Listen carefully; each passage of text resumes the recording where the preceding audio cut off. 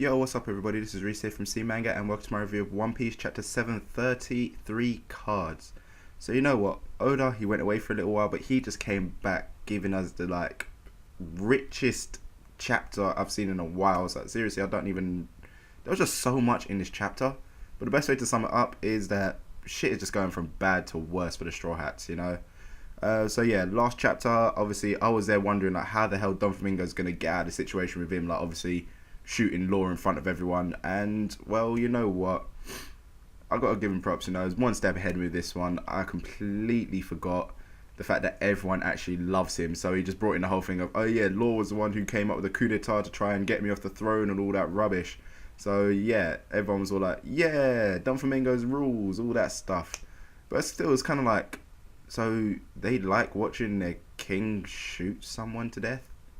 I thought that's the whole reason, like, you know, why they were so scared of the last king and thought he went mad. Obviously, he was killing people, but they don't know who the hell Law is. For all they know, he could have actually been a citizen and he just got gunned down. You know, so it's like, okay, these people are nuts. But yeah, after that, obviously, finally we got to see a part where everyone went crazy. Luffy's there behind the bar, just like going a bit crazy, he's just going nuts. And then Zoro and Kinemon, they finally get ready to go kick some Don Flamingo ass, and I was just like, I was getting super excited at this bit, you know, but it was just cut short. But then again, it was cut short, and then the excitement thing actually ended up like going to something else, and then that got cut short again. So Oda just teased with this one. It was quite frustrating. It's really frustrating the way Oda teased this one. So yeah, basically they're going in to like take him out, Zoro and Kinemon. Next thing, Fujitora intervenes, drops Zoro down some giant ass hole. This distracts Kinemon for a second, then he gets like slashed by Don Flamingo, and it looks like, oh, okay, both of them are out for the count. That's why I'm like, oh man, it's over. Second I saw Zoro fall into that hole, it's just like, yep, it's done. That's it. We just got hyped up for nothing. But hell, Zoro, I keep forgetting, you cannot put this guy down so easily, you know. Straight off, he just comes back with a freaking air slash on Fujitora. It's just like, oh crap. And then it's just like, after that, they were just like, oh gosh, it's that Admiral. You know, I'm not sure whether it was a translation that was saying it like that, but I swear they didn't even know he was an Admiral until obviously Law fought him, and these guys, obviously they didn't actually meet up with Law, so how the hell do they know he's an Admiral? You know, as far as they know, he was just like the drunk blind guy in the bloody bar who created a giant crater. So, yeah. Either way, I think the Fujitora versus Zoro, that'll be an amazing fight, and I think that'll finally kind of like push Zoro a bit more, so we can finally see exactly what he's learned post time skip.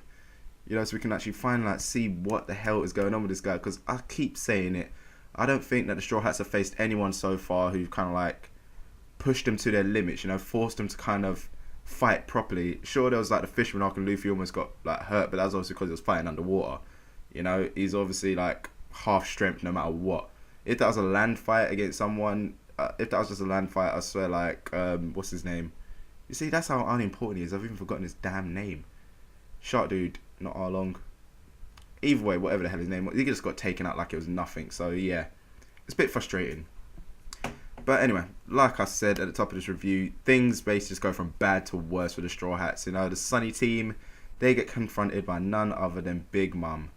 It's like, talk about screwed, you know? They haven't even got their main crew members there, and they're just stuck on the water, just like, oh shit. It's like, seriously, I think the only one who's kind of like got any fighting strength is probably Sanji. It's like, I know everyone always makes the argument for Brook, but I still haven't seen him do anything like super memorable. It's like, sure, he took out the art chick, but at the same time it was kind of like, you know, a dirty backstab type move, you know, you gotta admit it was. So yeah, there's really been no one for Brook to kind of like fully show off his full extent of his abilities, you know. I really just want to see exactly what he can do, because at the moment the way they're kind of building him up is like Usopp Nami level type fighter, you know, not kind of like Sanji Zoro level, which is like obviously up there. So I really want to show off exactly what Brook can do.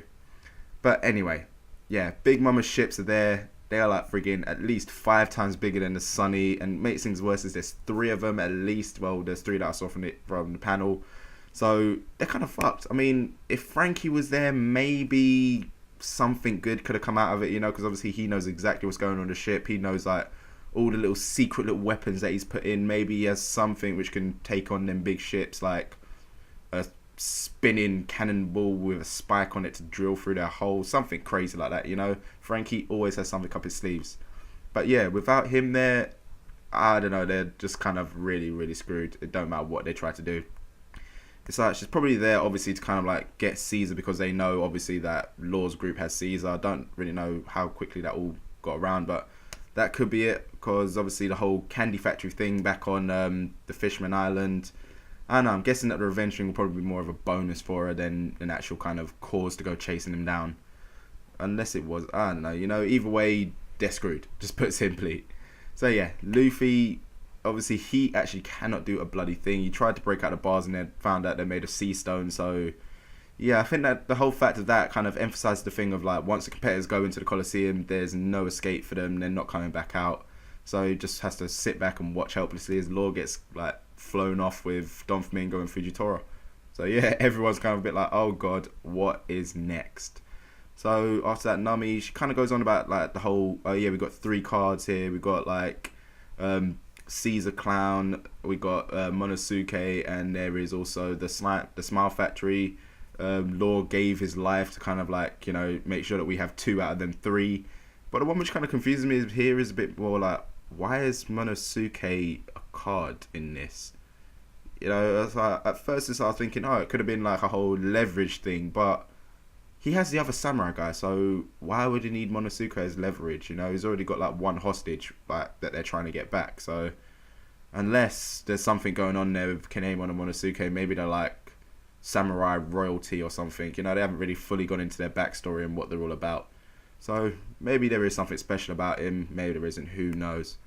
But yeah, either way, the crew is screwed, and at the end, this part here, that's the end bit there is a bit just like, really, Sanji, you're really going to do that? Because he basically like asked Luffy for permission to kind of like, you know, fire at Big Mama, but it's like, dude, why would you do that? You were completely outgunned, you're outmanned, no matter what. It's like, you know, Big Mama, she's a friggin' one of the 4 emperors, for God's sake, you know, there's no way he can take him out by himself. They need their entire crew at least to be able to fight him. It's like, she's got what, at least 200 plus soldiers there, so what the hell are 5 people going to be able to do? Especially if they've got to protect Caesar and protect Monosuke because he can't fight. So, what the hell is wrong with them? So yeah, either way, shit is going down in One Piece. And you know what? It's getting just, it's going a bit crazy, you know? The fact that Oda puts so much content into this one chapter is a bit kind of mind overwhelming. It's a bit overwhelming, but you know, you just need to kind of like digest it, break it all down. And yeah, it's pretty good. So yeah, I'm hoping that One Piece does actually start moving at a nice blistering pace. Well, not blistering, but it starts moving a little bit quicker, you know. Now we've got all the backstories out of the way, so hopefully they can just get it down, get the Colosseum finished, break into the Smile Factory, take on the whole suit of cards guys, take on the rest of the Don Flamingo the Dequinox family, and yeah, everything's going to be all good. And then we can get some crazy like super fights where it pushes everyone to their limits. That's what I'm waiting for. So yeah, that about wraps this review up from me, guys. Thanks for listening to me ramble on. You know, I know it's kind of difficult sometimes, but yeah, let me know what you guys thought about this chapter in your comments below. As usual, enjoy the video, give it a little thumbs up, really helps out, and don't forget to check out what's still got on the channel. So I'll see you soon.